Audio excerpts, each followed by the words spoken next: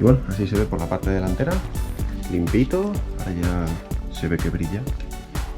Falta limpiarlo mejor, pero a ver, llevo un año parado, así que es una limpieza bastante necesaria. Bueno, tengo que inflar la rueda esta que está desinflada. Y nada, pues oye, me voy a comer. Luego voy a limpiar, he dejado las ventanillas bajadas porque voy a limpiar esto con una toallita. Pues le he metido un carcherazo, no quería bajar las ventanillas hasta que no estuviera limpio. Pero aún así le voy a pasar luego una toallita porque al bajar el cristal rasca. Y bueno, nada, así se va a quedar esto de momento. Falta que me llegue la admisión, que ya la conseguí, el radiador este metálico. Bueno, pues lo conseguí en una página, dejaré el enlace abajo en la descripción, y el tubo de combustible, que ahora mismo lo llevo puesto así para que pueda arrancar, pero me tiene que llegar el bueno.